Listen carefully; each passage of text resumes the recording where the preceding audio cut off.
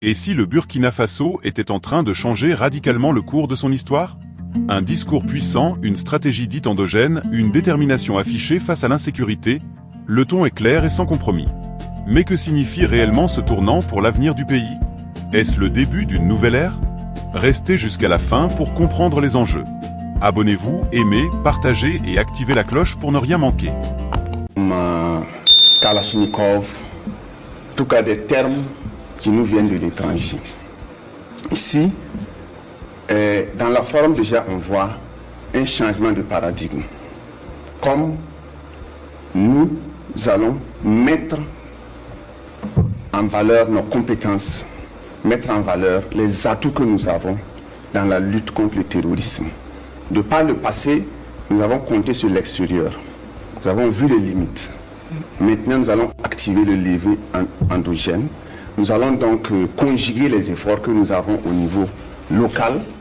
Et c'est en cela aussi que nous allons réinventer même la stratégie de combat. Parce que quand on regarde, on nous dit que depuis quelques 2 ans, 3 ans, on a mis de côté les formats classiques de combat. Ce qu'on appelle dans les écoles classiques de guerre et autres.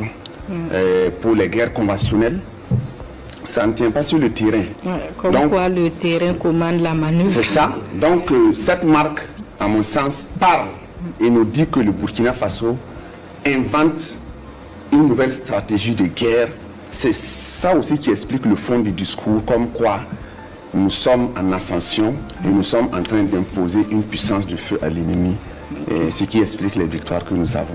Alors, un changement de paradigme sur le front qui produit des victoires sans bavure, il a dit. Ces derniers mois ont été couronnés de victoires de nos forces combattantes, Monsieur Nadembega.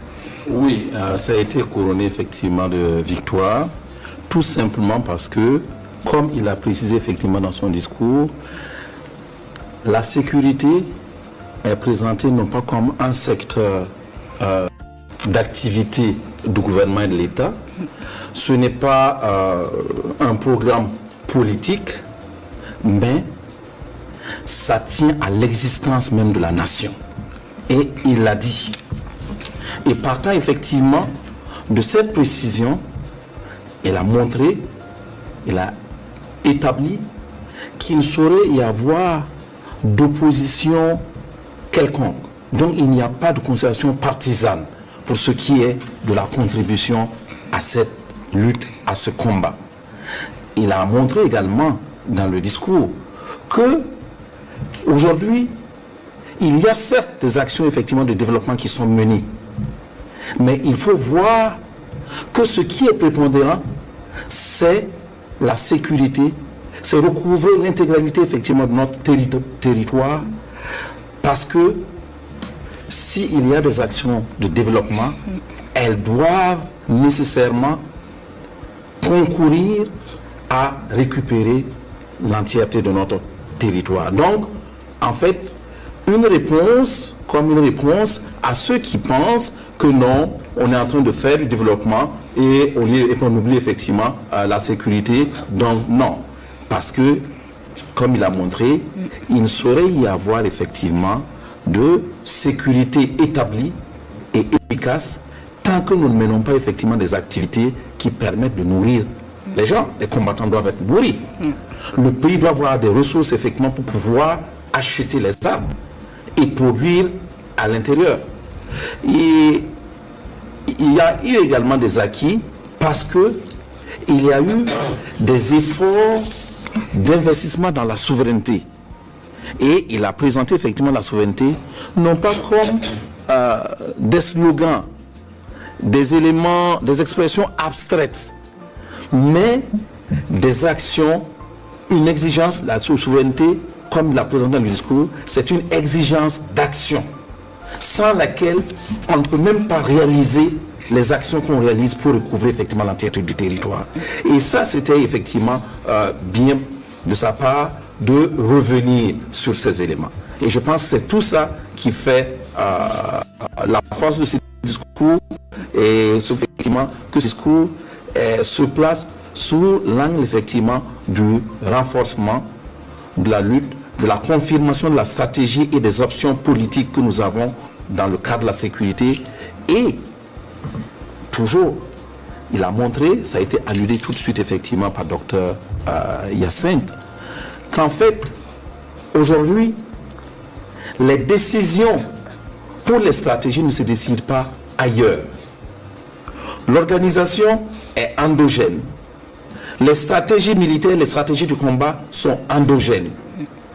Et il a établi également, en saluant l'ensemble des FDS et l'ensemble effectivement des VDP, que la lutte est devenue, pour la sécurité, est devenue populaire. Maintenant, on exige depuis que ce soit une guerre populaire généralisée, mais on s'aperçoit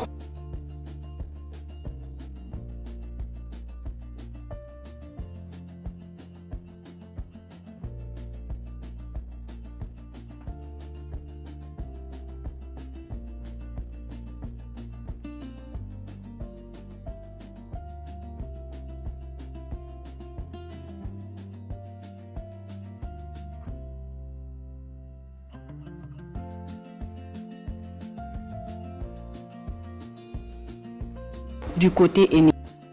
Tout à fait. Et si vous avez remarqué, d'habitude, il disait de déposer les armes ou de périr.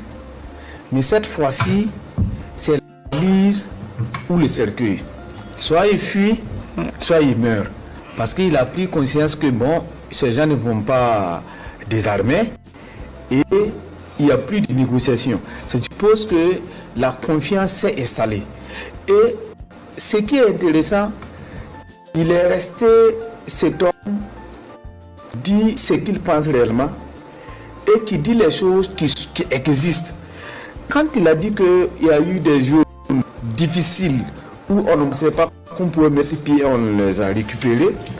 Si vous regardez les réseaux sociaux en ce moment, il y a beaucoup de nos camarades qui partent dans les régions difficiles où on ne pouvait pas avoir accès, qui font des clichés, ils font des publications où on voit peut-être les carcasses de véhicules, des carcasses qui sont là, ça fait 1 à 2 ans, qui sont sur les tronçons.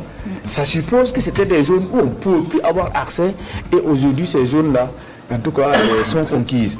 Et pour ne pas trahir un secret, il y a beaucoup de régions, je ne vais pas citer de noms, et il y a beaucoup de villages qui sont en train de se réinstaller, même si on ne le dit pas.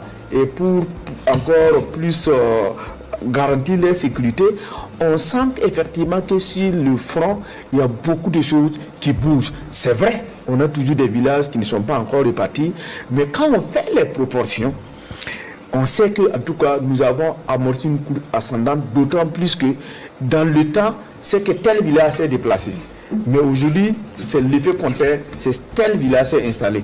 Donc ça montre que si on s'installe et on ne revient pas, un jour viendra où, en tout cas, on va sortir, fêter, en tout cas, la victoire totale. Le Burkina Faso est à un moment charnière de son histoire.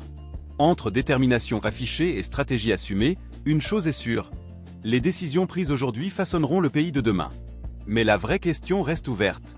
Sommes-nous face à une transformation durable ou à un pari risqué ? Dites-moi votre analyse en commentaire. Abonnez-vous, partagez cette vidéo et restons ensemble au cœur de l'actualité africaine.